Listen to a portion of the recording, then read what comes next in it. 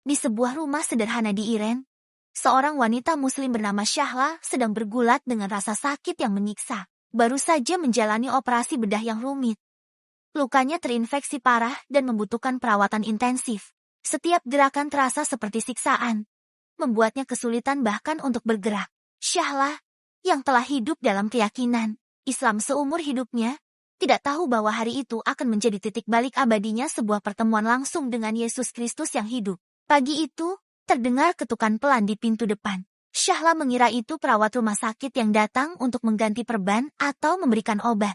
Dengan susah payah, ia menyeret tubuhnya menuruni tangga kayu yang berderit. Setiap langkah disertai erangan kesakitan. Napasnya tersengal. Keringat membasahi dahinya. Akhirnya, ia membuka pintu dengan tangan gemetar. Di ambang pintu berdiri sosok yang tak dikenalnya, seorang pria dengan wajah penuh kasih, mata yang memancarkan kedamaian ilahi, dan senyum yang memancar belas kasihan tak terlukiskan. Itu adalah Yesus. Syahla terpaku. Matanya tertarik pada tatapannya yang dalam, seolah menembus jiwa. Kasih yang memenuhi udara begitu nyata, seperti pelukan hangat yang menyembuhkan luka batinnya yang selama ini tersembunyi. Kedamaian itu melampaui segala pengertian, menghapus ketakutan dan keputusasaan yang selama ini menyelimutinya. Kewalahan oleh kehadiran yang begitu kuat, Syahla secara refleks menutup pintu. Hatinya berdegup kencang, apakah itu hayalan? Tapi seketika, dorongan tak terjelaskan mendorongnya membuka pintu lagi. Sayangnya, Yesus telah menghilang, seolah lenyap dalam hembusan angin. Syahla berdiri di sana, masih terpesona, mencoba memahami apa yang baru saja terjadi. Masih dalam keadaan linglung, ia berjalan kembali ke dalam rumah, menaiki tangga dengan langkah yang terasa lebih ringan. Tiba-tiba, ia menyadari sesuatu yang luar biasa. Rasa sakitnya hilang sepenuhnya. Tubuhnya terasa segar, seolah beban berat telah diangkat. Dengan rasa ingin tahu bercampur takjub, Syahla mengangkat bajunya dan memeriksa luka operasinya. Yang ditemukannya membuatnya terjatuh berlutut.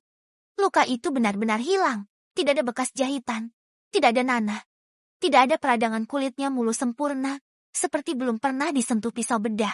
Belum sempat ia pulih dari keajaiban itu, telepon rumah berdering.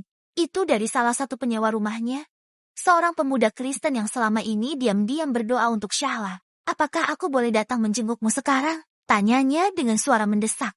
Tak lama kemudian, pemuda itu tiba di depan pintu, membawa sebuah Alkitab yang dibungkus kertas coklat sederhana agar tidak mencurigakan di lingkungan Muslim yang ketat. "Aku telah berdoa untukmu sejak lama," katanya sambil menyerahkan buku suci itu. "Roh Kudus menyuruhku datang sekarang dan memberikan ini kepadamu." Penyewa muda itu, yang ternyata sudah lama menjadi saksi diam bagi Tuhan di rumah Syahla, duduk bersamanya. Ia membuka Alkitab dan membacakan firman Tuhan dengan penuh Roh Kudus. Syahla mendengarkan, dan hatinya mulai berkobar-kobar. Ia teringat kisah di jalan menuju Emmaus dalam Lukas pasal 24, di mana dua murid mengenali Yesus yang bangkit setelah mata mereka dibukakan. Sama seperti mereka, Syahla merasakan hati yang menyala-nyala saat firman dijelaskan. Pemuda itu membimbingnya berdoa, mengaku dosa, dan menerima Yesus sebagai Tuhan dan Juru Selamat pribadinya. Malam itu, Syahla lahir baru dari Muslim taat menjadi murid Kristus yang bersemangat. Kisah Syahla tidak berhenti di sana. Didorong oleh pengalaman supranatural itu, ia menjadi pembuat murid bagi orang-orang di sekitarnya. Di tengah tantangan sebagai wanita Iren yang bertobat, ia membagikan kesaksiannya dengan berani, membawa banyak jiwa kepada Kristus. Penampakan Yesus, penyembuhan instan, dan karunia firman melalui penyewa rumahnya adalah bukti nyata bahwa Tuhan masih bekerja hari ini, sama seperti pada masa para rasul. Kisah ini begitu mirip dengan para saksi mata pertama kebangkitan Yesus. Bayangkan para wanita di makam kosong atau murid-murid di Emmaus, terpesona oleh keajaiban, disertai sukacita yang meluap karena mengetahui Dia hidup. Seperti Syahla, mereka mengalami momen mata terbuka yang mengubah hidup selamanya. Di Iren yang mayoritas Muslim, di mana pertobatan bisa berarti penganiayaan, Tuhan menunjukkan kuasa-Nya yang tak terbatas.